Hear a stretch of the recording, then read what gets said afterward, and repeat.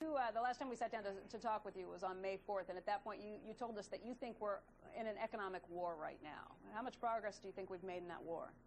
Well, it's been pretty flat.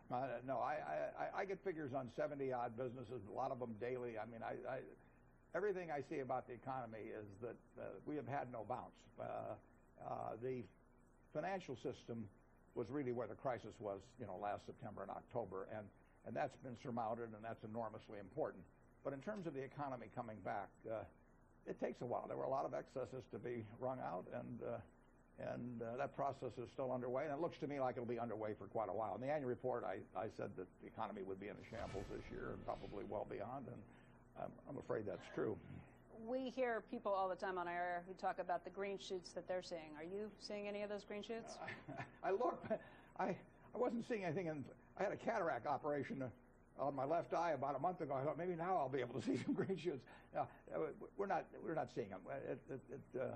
Whether it's retailing, manufacturing, wherever, even we have a big operation, electric utility operation. Industrial demand is down like we've never seen it for a simple thing like electricity. So it hasn't happened yet. It will happen. I want to emphasize that, but it hasn't happened yet.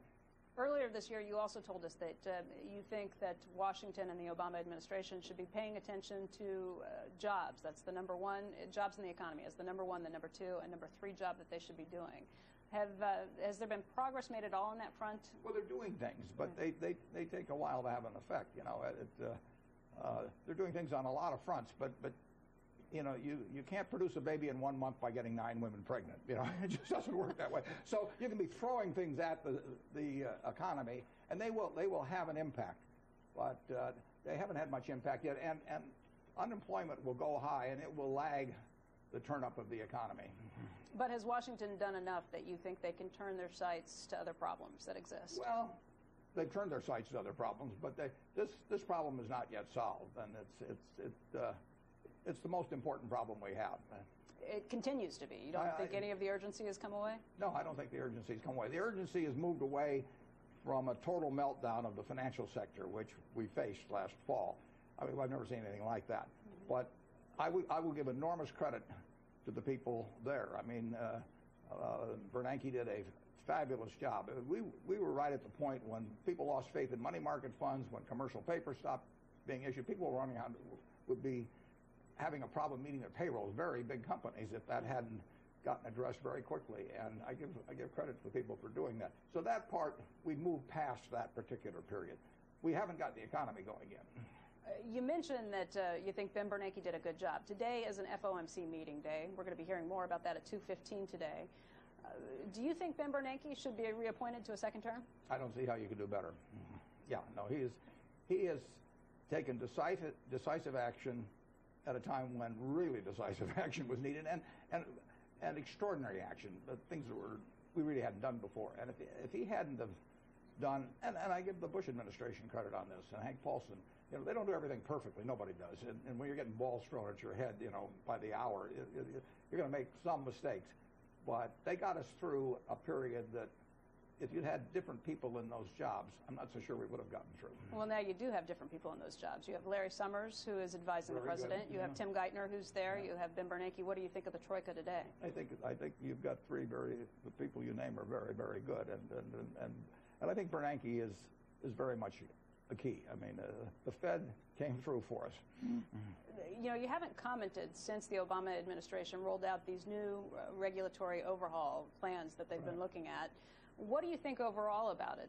There's a consumer protection agency that's involved with this. There's a lot of other different arenas. But is this a step in the right direction? We'll see how the statute reads. But basically, we got way over leveraged in the financial arena, and the American public got over leveraged too. So I mean, we do need something to address that. We do need something to address institutions where the wrong incentives are in place, so that their personal incentives are at real variance with what our national incentives should be.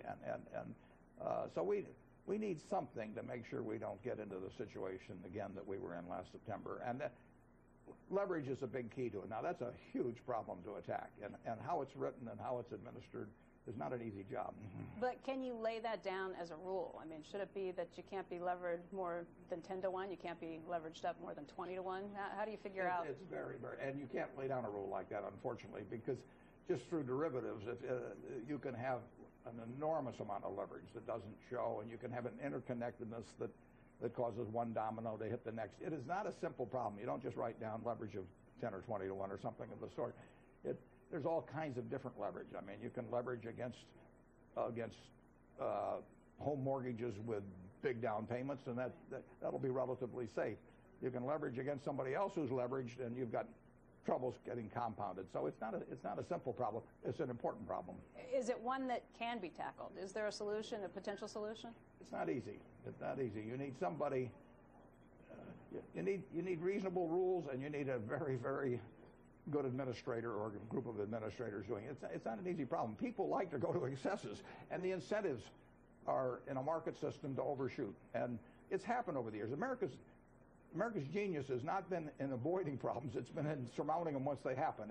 And fortunately, we've come through again on that.